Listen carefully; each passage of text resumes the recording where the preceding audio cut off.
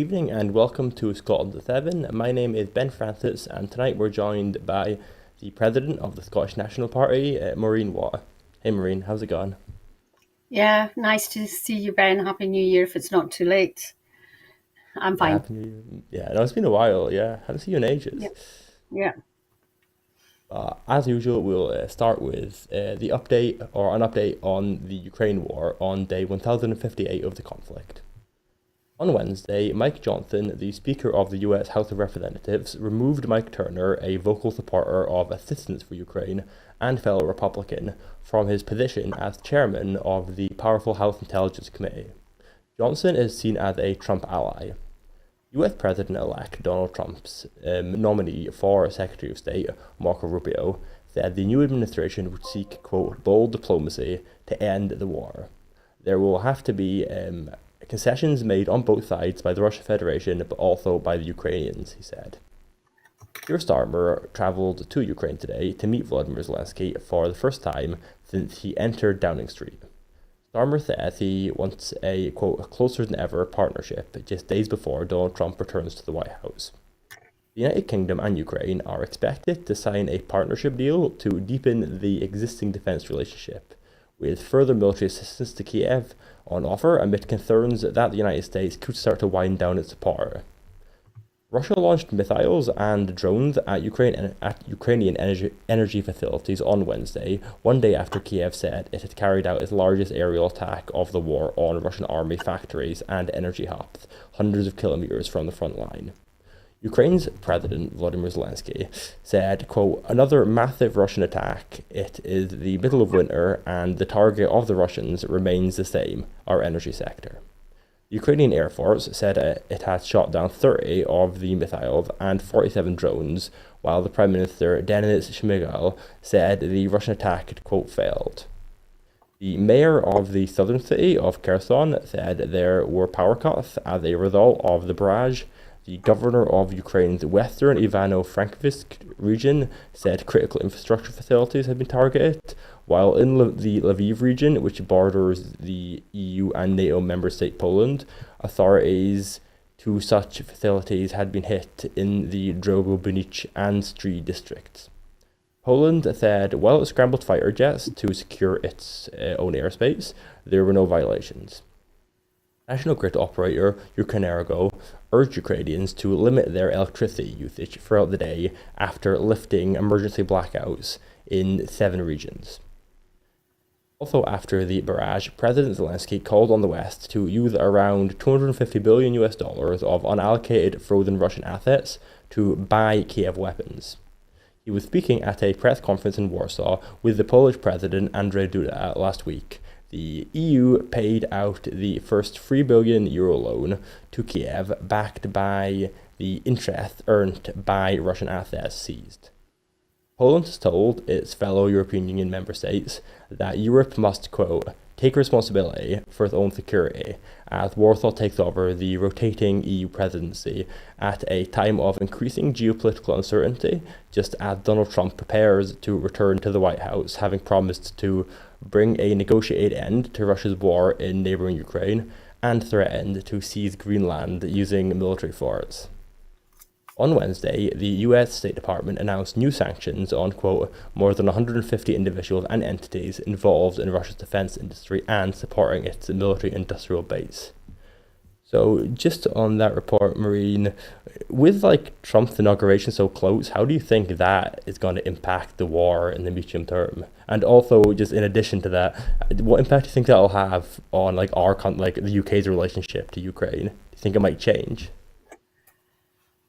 Well, actually, I thought Keir Starmer's visit today was interesting. I wonder what the diplomacy and the thinking behind it is. Is it to shore up? Obviously, it's to shore up Ukraine, but is it to show that Britain stands behind Ukraine in the light of Donald Trump coming and saying he wants the war ended quickly? Now, everybody wants the war ended quickly, but it's not at the capitulation. It's got to be by mutual agreement. And I just wonder what Trump will think of Keir Starmer going to Ukraine today. I mean, clearly, it has annoyed Russia. I think there was a drone attack quite near where Keir Starmer was, which is very disturbing. Um, so, what will come out of that visit, or what will result from that visit, will be very interesting to see. And just exactly what Donald Trump will be able to achieve in a short time he says he will be able to get a ceasefire and agreement will be interesting. I think I read somewhere that he intends visiting Putin fairly quickly. So a lot can happen. And clearly, I think because it looks like, we'll come on to it, a ceasefire in Gaza has been achieved while Biden is in office, he will want to be seen to be fully in control of what happens in Ukraine versus Russia. Yeah, so speaking of the ceasefire, that is our next story. So for the Middle East update, at least 46,788 Palestinians have been killed and over 110,000 wounded in Gaza since the 7th of October. 7th of October 2023, obviously, according to the Gaza Health Authority. This includes 81 killed and 188 injured in just the past 24 hours. Amongst them was Fatim Sharik Shalala, the chief of nursing staff at the Al Aqwa Hospital in Nurthiat, according to NGO Action Aid. Fighting has continued in Gaza despite expectations of a ceasefire, with at least 80 Palestinians killed and hundreds more injured by Israeli airstrikes since the ceasefire announcement, according to the Civil Defense Agency. The Israeli military said that it had conducted strikes on, quote, approximately 50 terror targets across Gaza since late Wednesday. A civil defense spokesperson said its teams had recovered the bodies of 5 children after a strike on the northern city of Jalalabad. Israeli Prime Minister Benjamin Netanyahu had delayed a cabinet meeting today to vote on and ratify the ceasefire and hostage release deal announced by the leaders of Qatar and the US yesterday. Netanyahu's office has accused Hamas of having walked back on parts of the agreement, which had created a, quote, last-minute crisis, and said the cabinet would not convene until, quote, Hamas accepts all elements of the agreement. Following Netanyahu's announcement, a senior Hamas official, Izzat el-Rashik, said that the group remained committed to the ceasefire deal. The White House's national security spokesperson, John Kirby, said the US is, quote, confident that issues holding up the ratification of the deal would be resolved. US representatives are still believed to be actively involved with talks in Doha on the final details needed to get the deal over the line. The ceasefire agreement announced on Wednesday, but which has not formally been agreed on, is supposed to come into effect on Sunday.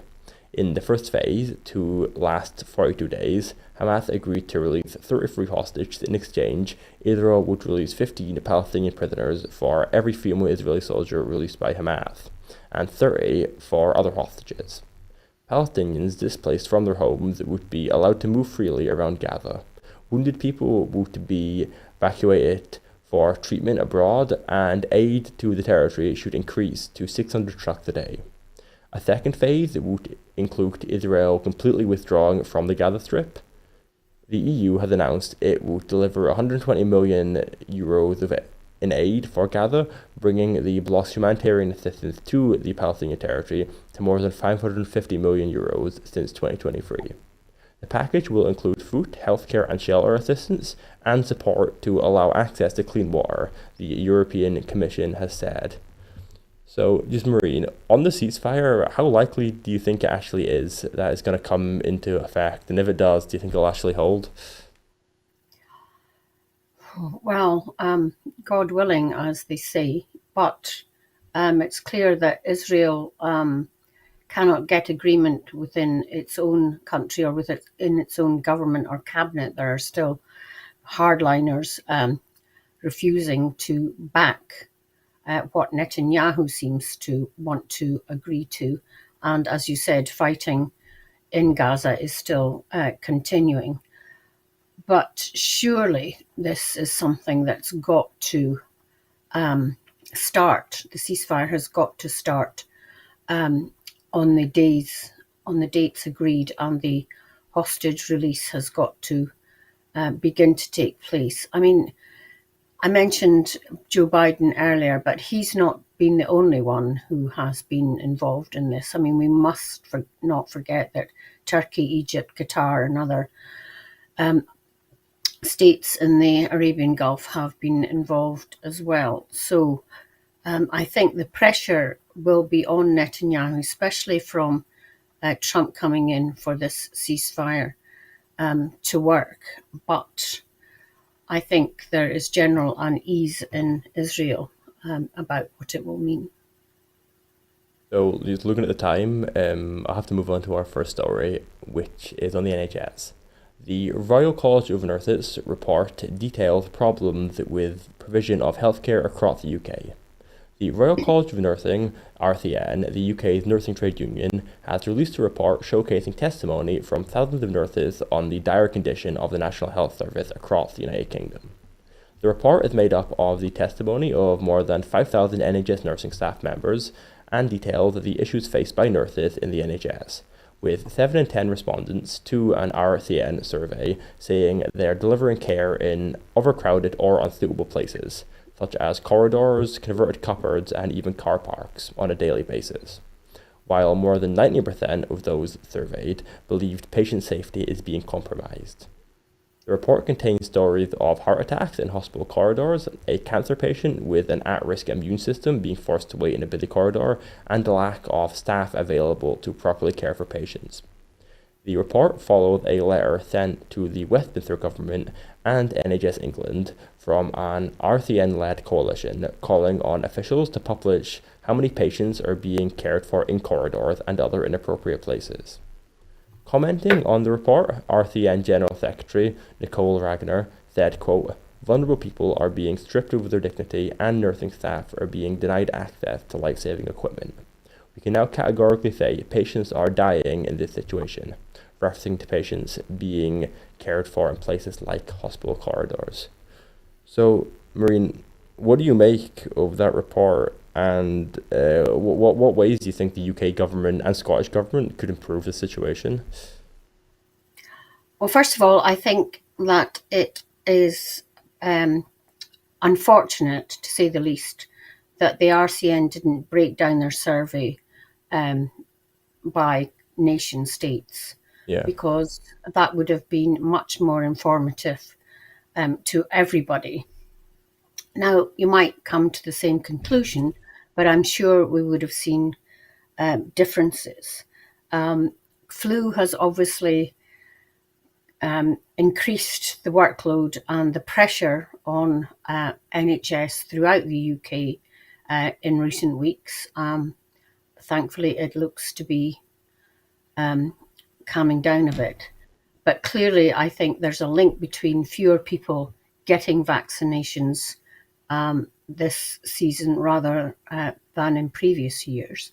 And I think that's something that needs to be addressed. And from my own experience of visiting someone who's been in the hospital now for several weeks and been moved, I think, 3 times to different wards, there's still, I haven't visited A&E, although I did have a friend who did and was very pleased with the treatment she got, which was pretty quick. But, you know, the air of calm that the nursing staff and the auxiliary staff managed to keep is absolutely amazing. I mean, they clear a bed as quickly, and before you know it, there's somebody else in the bed next door. And I am in awe of how they still are managing to cope and still be fairly cheerful. I take my hat off to them. But, you know, that doesn't diminish the fact that there clearly are huge, huge pressures on the NHS, and it is incumbent on all of us, especially those who are older and part of the baby boomers, to really keep ourselves healthy. And, you know, I was walking so gingerly in the ice to make sure that I didn't fall and break a leg or something, that it really is incumbent on us all to take really good care of our health. Yeah, no, that's a fair point. But like on the government side of things, do you think there are any policies or like structural change that like Scottish or British obviously is devolved, but the funding isn't devolved. So either side of that equation, what sort of solutions do you think could be like employed? Yeah, what surprises me is that Keir Starmer's government is coming in and doing things that we have been doing for several years in Scotland, like specialised or dedicated treatment centres for hips, knees, and eyes. Unfortunately, due to budget cuts from the UK government, Scotland hasn't been able to roll out treatment centres as fast as we wanted to. But in places like the Highlands, where there's one in Inverness, I know that it's really helping to bring down waiting times. So, and that's just one example of other things that Mm. NHS England are now bringing in. But as I mentioned earlier, it is pressure on the NHS does come from an aging population, from staff vacancies that are not Yeah. filled, and that to a large extent is due to Brexit, and also a lack of funding. So it'll be interesting to see post the budget being passed by the Scottish Parliament, and the new money coming in, whether that will make a difference. Because I remember in the mental health area trying to get numbers up, and people can't be trained people can't be magicked out of thin air. They have to come from somewhere, and it's not that easy. So moving on to our next story, the UK's economy, as measured by its gross domestic product or GDP, has grown for the first time in 3 months, but the expansion was less than expected, with a 0.1% increase indicated in today's figures. Labour government supporting media have reported this modest growth as a victory for the Labour Chancellor Rachel Reeves, who has been facing pressure to resign over the UK's economic turmoil. In response to today's figures, Rachel Reeves commented, quote, "I am determined to go further and faster to kickstart the economic growth, which is the number one priority in our plan for change. After 14 years of economic stagnation, the government's number one mission is to grow our economy.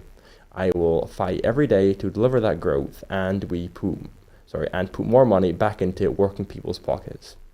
Keir Starmer, commenting on the low growth, said it will, quote, "take time for the UK economy to turn around," without outlining exactly when or how he expected the turnaround to occur, while Rachel Reeves indicated future growth would come from, quote, "generating investment, reducing waste, and reform." So, Maureen, what do you make of this growth in general? Well, 1 month's 0.1% increase is not something to claim as a victory. Yeah. I mean, if we got that kind of growth every month, we might be able to start saying that there's a turnaround, but I think it's grossly uh, unfair of Labour to start claiming that there's a change. Yeah. Um, and I think we have to wait and see exactly what the effect will be of the national insurance increases, which come in April, will be, because I think they're going to be pretty dire, especially in areas like hospitality and entertainment, which is one of the areas I think that has grown in recent months. But I think that could very quickly turn to a negative. So it's far too early to make predictions that things are turning around. So just before we move on, more broadly, like, what do you think of GDP as like a measure to determine economic health? Like, do you think it's reflective for like normal people's lives? Well, no, I think that's a very outdated concept. I mean, you could I do a whole agree. program on the relevance of GDP nowadays. I mean, and there's other things that other countries are trialing, like a well-being index and a humankind index, all of which I've known more about in the past than I do now. But GDP, I think, as a measure of growth, is just one measure, which economists like. Yeah. But I think because we're using the Earth's resources far too quickly. I think countries need to stop going for as much growth as they possibly can and think about how they're using resources, particularly in relation to climate change, and have another measure that is more indicative of what we need in this energy transition period. Yeah, I just want to pick up on that before we go on, because I'm always reading GDP, and I feel like, the world revolves around that economics, and often it's like, yeah, maybe not the most useful. But yeah, moving on to our next story. Judge ruled that UK government incapacity benefits Judge ruled that UK government's incapacity benefits cuts consultation was misleading and unlawful. Labour's plan to push for £3 billion of cuts to incapacity benefits has received a setback after a judge ruled an official consultation setting out the proposal was misleading and unlawful. The High Court said the Department for Work and Pensions (DWP) had presented UK-wide incapacity benefit assessment reforms as a way to support disabled people into work, without making clear the quote, primary rationale of the proposals was cost-saving. The consultation, which was carried out by the previous government in autumn 2023, failed to mention that 424,000 disabled people would see their benefits cut, many losing £416 a month, the judge found. Documents released to the court also revealed that internal DWP estimates suggested the reforms to the quote fit for work test known as the work capability assessment WCA would push 100,000 highly vulnerable disabled people into absolute poverty. Ellen Clifford, a disability activist who launched the legal challenge, said the proposed cuts had been, quote, prioritized over lives. She urged the government to rethink its proposal, quote, and make the safety and well-being of disabled benefits their priority. Although the consultation was drawn up under the Conservatives, Labour defended it in court in December. The government is committed to reforming the WCA and to making savings on incapacity benefits, spending estimated at £3 billion over 4 years. The incapacity benefits cuts will extend to disabled people claiming out-of-work benefits in Scotland. However, the Scottish Government's adult disability payment administered by Social Security Scotland will not be affected. So, Maureen, what do you make of that story, and what do you make of Labour's welfare policy so far as they've been in office? Well, I mean, it's quite damning on the Labour government if a judge is ruling that the consultation was misleading and unlawful. I would have thought that should be taken as an opportunity or a direction from the legal establishment that they need to go back to the drawing board. And for any action you take, you've got to remember what the reaction will be, and particularly in relation to benefits. If you start cutting in one area, then another area has to take up the slack, and probably it'll be, citizens' advice and food banks and the like. So, poverty is a scourge on the sixth richest country in the world. I mean, we just shouldn't be talking about the two in the same sentence. And surely, as the Scottish Government and John Swinney has said, ending child poverty is one of his key aims. You would think, would you not, that an incoming Labour government should be making the reduction of those living in poverty also one of its key aims, but that's clearly not in their mind. But the fact that they've been hauled up short in terms of incapacity benefits is just playing into the Daily Mail red tops, work shy people and things. And in all my years as a member of the Scottish Parliament and having held hundreds and hundreds of surgeries, I couldn't really say that I identified more than a handful of people who were clearly at it and work shy. Really, I couldn't. I totally agree. And now the next story is quite linked to that, but moving it more broadly linked to that story.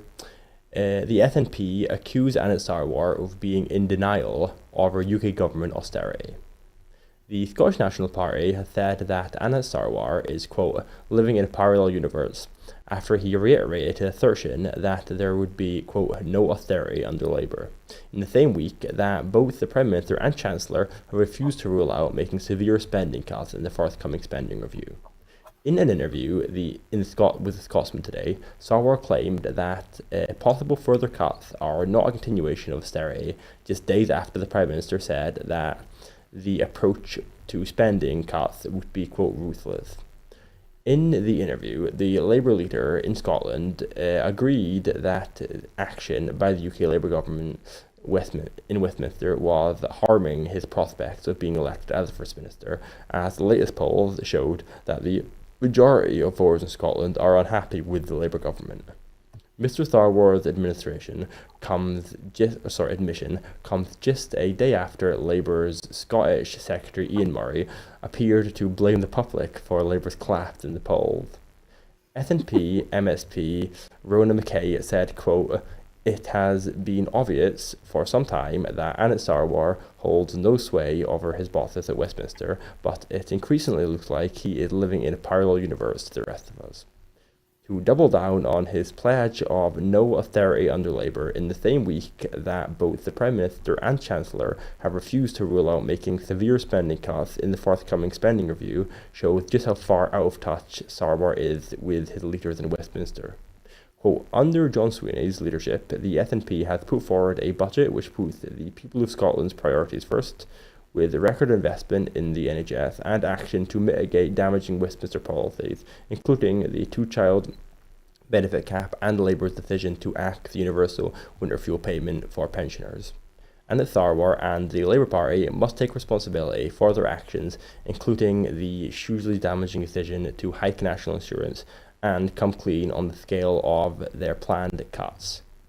So, Maureen, how big of a gap do you think there actually is between Scottish Labour and UK Labour? Do you think it exists, or do you think it's more of a PR thing from Anas Sarwar?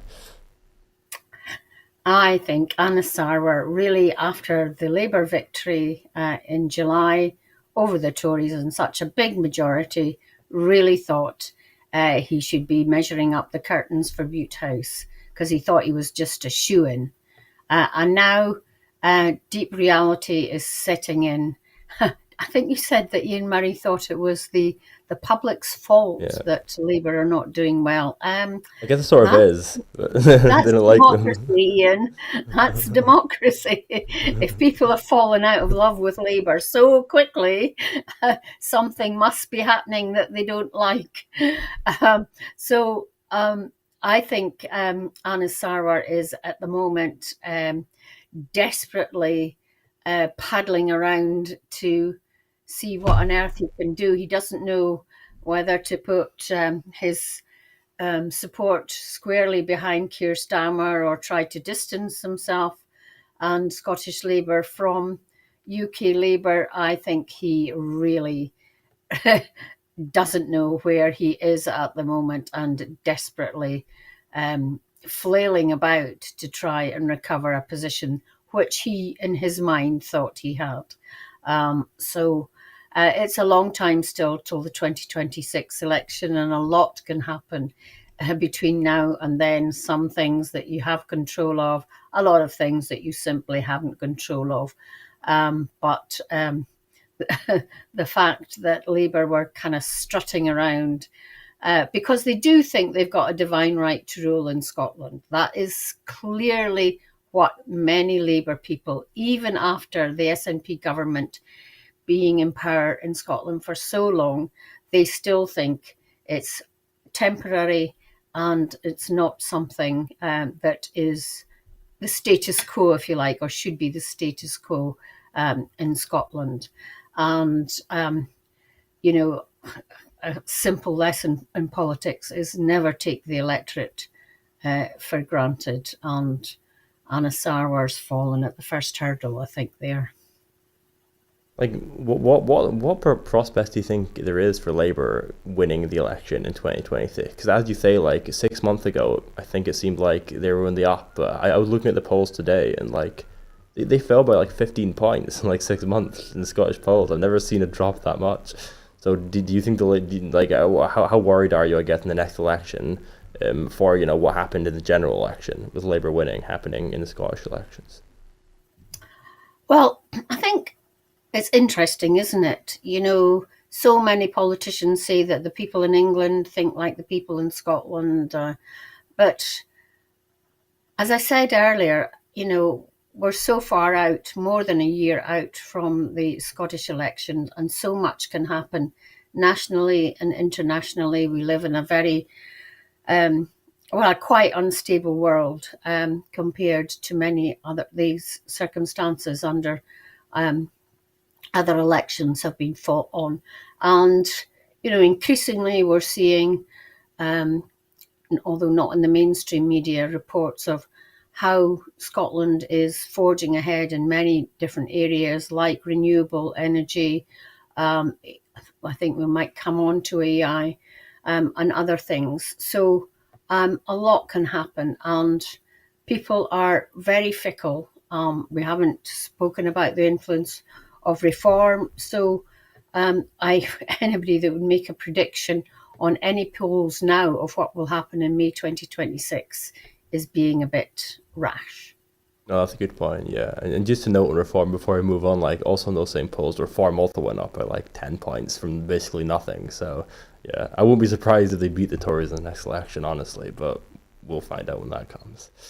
Looking at the time, I'll move on to our next story, another UK story. The IPPR says fall in UK trade with the EU should spur a rewrite of post-Brexit rules. The Institute for Public Policy Research, the IPPR, a leading left-of-centre think tank, has said that a slump in trade with the EU should spur ministers to negotiate a fundamental rewrite of post-Brexit rules to more closely align the UK with Brussels economically. The IPPR said Donald Trump's arrival in the White House next week should also encourage the government to get on the front foot in trade agreement talks with the US to support the growth of UK exports. In a report revealing the full extent of the decline in the UK's trading position, the IPPR said UK government ministers needed to consider a wide range of measures to give industries, including energy, defence, food, communications, healthcare and pharmaceuticals, a better chance of selling products and services overseas. The report said UK trade policy had been, quote, muddled and rudderless since the 2016 Brexit vote, adding that since leaving the European Union, Single Market and Customs Union in 2021, efforts to strike many deals with non-EU countries had run their course. Estimates suggest that compared with staying inside Europe's free trade zone, UK goods exports to EU between 2021 and 2023 were down by over a quarter, while EU goods imported to the UK were down by nearly a third, the report said. Meanwhile, other G7 countries, including the US, Japan, France, and Italy, enjoyed a boom in trade. The UK experienced a 10% decline in total goods trade from 2019 to the end of 2023. Figures from 2019 to the end of the third quarter of 2023 show other G7 countries saw an average increase of about 5%. To mitigate the fallout from Brexit, ministers should look to negotiate a veterinary agreement with the EU to reduce checks on food crossing a channel. According to a recent study, this could increase UK agri-food exports to the EU by up to 22.5%, the report said. Trump's inauguration next week could usher in a series of restrictive policies by Washington that prove to be a turning point in global trade policy. The incoming US president has said he wants to increase the cost to US consumers of imported goods that he alleges benefits from subsidies. China is his main target, but businesses based in the European Union and UK could also be caught by the tariffs, by tariffs charged by US customs and passed on to the consumer. So, Maureen, what do you make of the report, and do you think it's possible there could be any policy change in terms of trade for the EU? Well, today's been interesting. I don't know if party leaders had a preview of the IPPR report, but two party leaders were obviously mindful of it in their speeches today. Ed Davey, the leader of the Liberal Democrats, was calling for exactly this, a renewed trade deal with the EU. And obviously, Keir Starmer has been trying to get something, but I think what the IPPR report is saying that it needs to be something much more substantial. Let's never forget that there's a 40 billion black hole in the UK economy caused by Brexit. Never mind the 22 billion, the effect on GDP that we were talking about earlier has meant a £40 billion reduction in the economy of the UK. So no wonder we've got difficulties providing for services, etc. The other thing was that I heard Kemi Badenoch say something like that the Tories made a mistake in not having a post-Brexit plan. Well, of course, none of them actually thought that the UK, well, England and Wales would vote for Brexit, and clearly didn't have a plan and didn't even have civil servants working on a plan, a proper plan, once the vote was conclusive that we were coming out. And obviously, it was getting Brexit done rather than having a clear strategy of how Scotland could have a post-Brexit growing economy. Mm-hmm. So it is really worrying because, Donald Trump is about to take over the presidency in the US, and he's talking about putting on tariffs on loads of countries. So I think the UK economy is pretty precarious, never mind the 0.1% that we were talking about GDP growth for the other month. The latest months that the figures are available. I think, I doubt if we're going to be talking about growth once Donald Trump gives us a flavour of what the world economy is going to look like with him in power. So on to our next story. Human Rights Watch accuses UK government of undermining democratic rights with climate protest crackdown. The UK government's crackdown on climate protests is setting a, quote, dangerous precedent around the world and undermining democratic rights, the UK director of Human Rights Watch has said. Yasmin Ahmed accused the Labour government of hypocrisy over its claims to be committed to human rights and international law. Ahmed said, quote, "We're at a stage where talking about the dangerous hypocrisy of the UK government is saying and doing, and also the fact that the international community and UN have raised and continue to raise the alarm about how this UK government responds to protests, in particular the climate protest. In the UK, quote, laws criminalising protest undermine democratic rights, the NGO says in its latest annual World Report, published on Thursday, adding that in the past year, quote, the UK continued to crack down on and criminalise climate protests. New powers granted to police by the Police Crime Sentencing and Court Act 2022 and the Public Orders Act 2023 have had the effect of undermining, quote, free speech, peaceful assembly and democratic rights in the UK. The report says the cumulative effect of the laws, which newly criminalised or introduced harsher penalties for a range of protest tactics, as well as giving police greater discretion about when they can intervene in protests, have made taking part in climate activism incredibly risky, with the effect that fewer people are willing to risk the illegal consequences. The effects of the crackdown have been severe.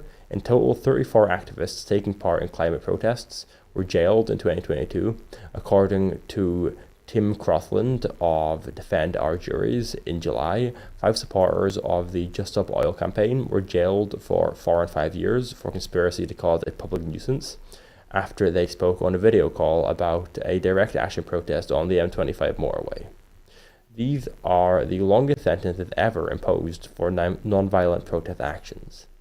Those sentences came shortly after the election of the Labour government, led by a former human rights lawyer, following what the HRW described as, quote, more than a decade of backsliding on human rights by its conservative predecessors. Yasmin Ahmed said, rather than changing course on protest rights, it has doubled down on the previous government's approach to civil liberties, even to the extent of appealing over a legal decision won by a human rights campaigner against some of the most draconian powers introduced in the Public Orders Act. So, Maureen, do you think the United Kingdom has a authoritarian problem at the moment over the last 5 years, especially? I think as a result of the Tory government since 2010, yes, the UK has become much more authoritarian and cracking down on people's rights to demonstrate and protest and hold rallies. I mean, you rarely, well, no, you don't, well, you do get rallies against what's happening in Gaza and things like that, huge rallies, tens of thousands of people. But, you don't get the rallies that you used to get organised by trade unions, for example. And I get really frustrated about the fact that there are so few demonstrations about what's happening to people. If you look to France, for example, the French demonstrate quite a lot compared to those of us in the UK, and it results in change. Mm-hmm.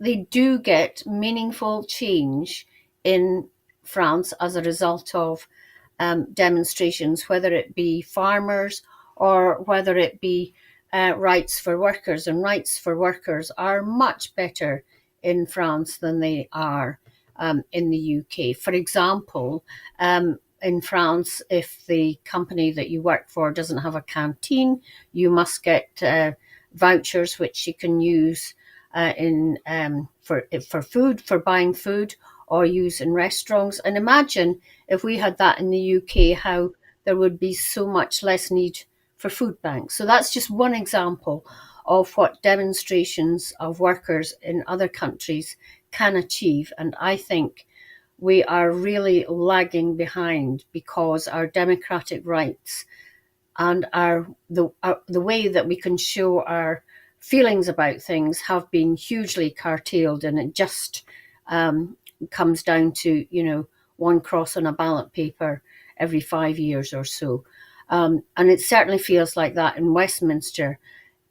In Scotland, with devolved government is much more accessible to people, as is the Parliament, and you can get your voice heard through, for example, the petitions committee. But yet, a really good rally where thousands of people feel motivated to come out and demonstrate is a really good way of letting politicians know how you feel, I think. Yeah, no, 100%. Especially with France, so when Macron tried to raise the pension age, they went out to the streets and rioted, and then you reverse that. You can't imagine that happening in the UK. Well, look how the WASPy women have been trying for years and years. Yeah. It's not that democratically receptive, I guess, the government. But we'll move on to our next story in American news. Democrats push for release of a second part of Jack Smith's Trump report. Democrats are pressing U.S. Attorney General Merrick Garland to use his last days in office to release the second volume of the special counsel's report about Donald Trump's retention of classified documents.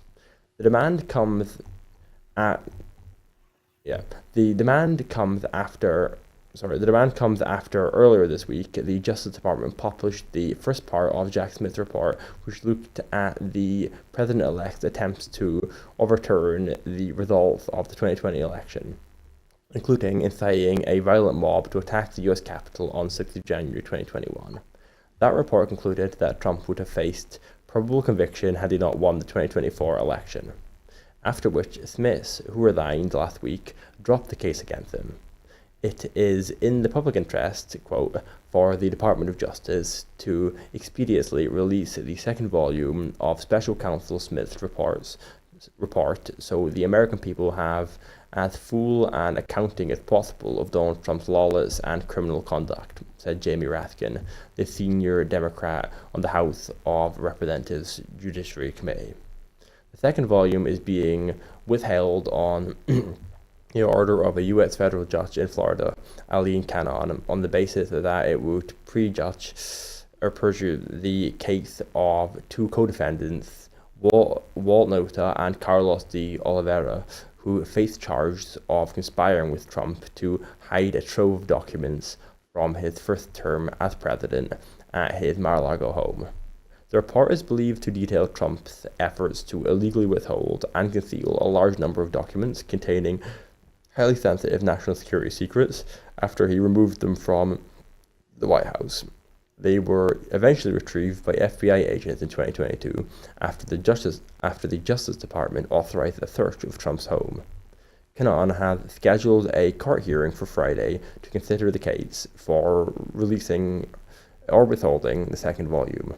Garland, who has been criticized by Democrats, including Joe Biden, for waiting too long to appoint a special counsel to investigate Trump, has said he intends to keep the report secret while waiting for the case against Nauta and de Oliveira to play out.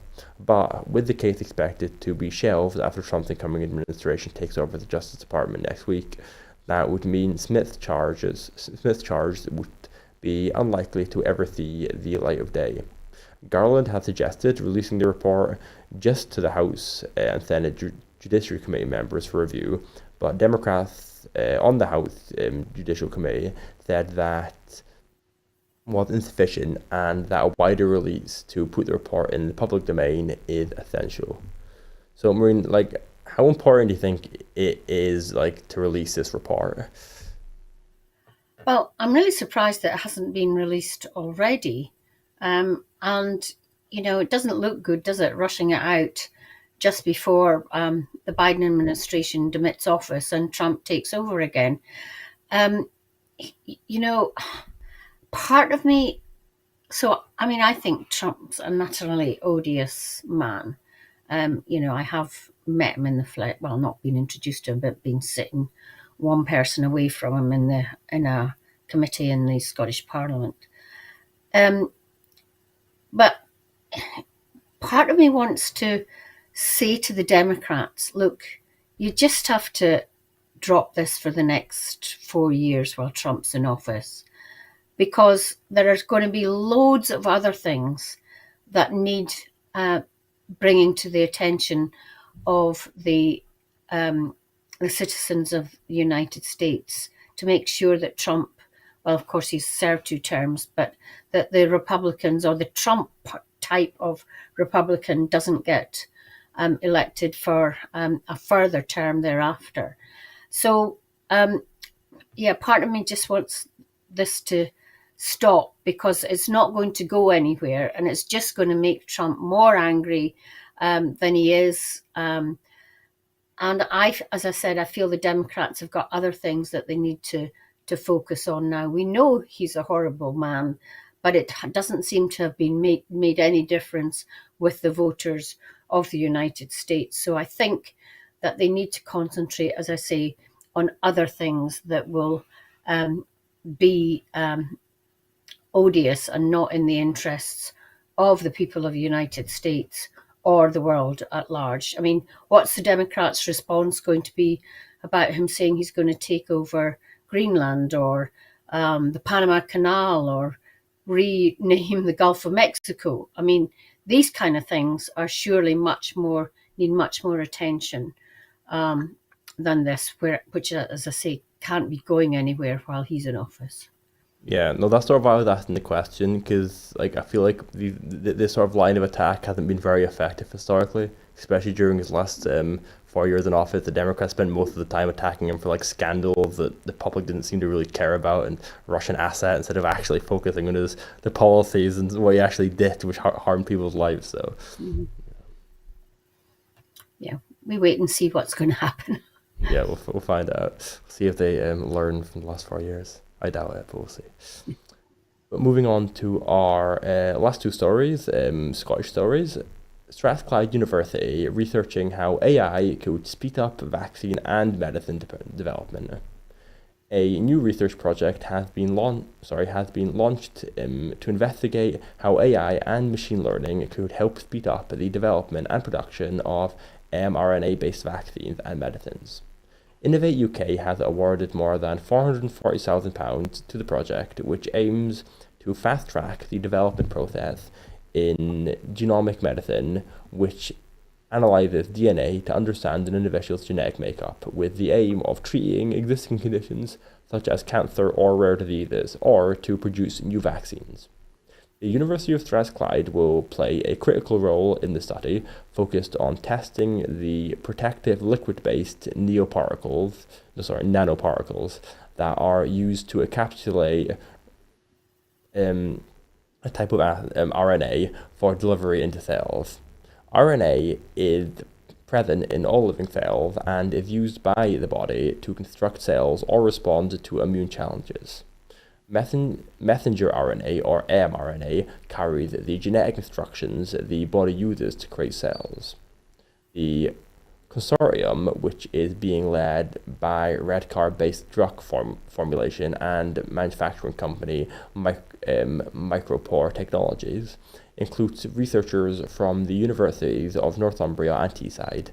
Professor Yvonne Perry, head of the Strathclyde Institute of Pharmacy and Biomedical Sciences, said, quote, "This research has the potential to transform the development and manufacturing of genomic medicines.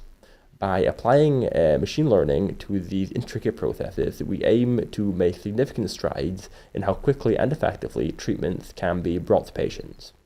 We are delighted to contribute our expertise in nanoparticle testing to this collaboration." The project underscores Strathclyde University's role as a leader in health innovation, working with academic and industry partners to tackle some of the most pressing challenges in medicine. So, Maureen, what do you make of the research in general, or story? Well, great that it's Strathclyde that's involved in this, where I was a student many moons ago. One of the things that you mentioned was a collaboration, and we were talking about Brexit earlier, and that has been a huge, huge problem for universities, and for universities in Britain being able to collaborate internationally or pan-European on things. And that has been a huge mistake for universities, because most research now is not just at one university, but a number of universities collaborating across countries. That's the first thing I wanted to mention. Secondly, you know, Scotland is making great strides in AI, but yet we've seen the Labour government trying to hinder that and put a stop on it by taking money away from AI research work at Edinburgh University. I would love us, you know, how we get these blackboards. Even Jeremy Clarkson had one of all the things that Scots had invented. I think we should have an up-to-date one of all the things we've done since the turn of the century. And I think Scotland would be seen to be, again, an innovator in lots of things. AI is going to be, although I don't understand it all, or maybe any of it, is going to be huge in terms of medicines, though, and being able to concoct, is maybe not the right word, but to personalize medication to greater effect for each individual. And I think there is going to be huge strides in this, and it's great to see Scotland at the forefront of this. So, moving to our final story, UK's first vertical launch approved by Civil Aviation Authority at the Thaxford Spaceport in the Shetland Islands. The Civil Aviation Authority has granted the first ever vertical launch license for a rocket heading to space from the UK, bringing rocket factory Angusberg's RFA plans to launch a rocket from Thaxford Spaceport in the Shetland Islands, a bit closer to reality. The approved launch will see a 30-meter tall RFA-1 rocket launch northwards from the coast of the Shetland Islands. The license comes with a number of conditions that will need to be met before launch, including making sure international agreements with other countries are in place and that they have valid insurance. Now RFA has received a launch license, the CAA will continue to monitor the company to ensure public safety is maintained in the build-up to and during the launch of the spacecraft. The licensing process looked at a number of key factors. This included how safety is maintained, international obligations are met, and environmental mitigations are made for RFA's proposed mission. Commenting, the Scottish Government Business Minister Richard Lochhead said, quote, "This is a monumentous moment for Scotland's space sector. Not only can Scotland manufacture satellites, but now we are well on our way to launching them and providing expert analysis of the data they subsequently provide." Quote, "I congratulate the Thaxford team in Shetland and Rocket Factory Angusberg, both of which are now on course to host the first commercial launch of its kind in Europe. More broadly, I want to pay tribute to Scotland's space entrepreneurs who have made this country one of Europe's leading space nations.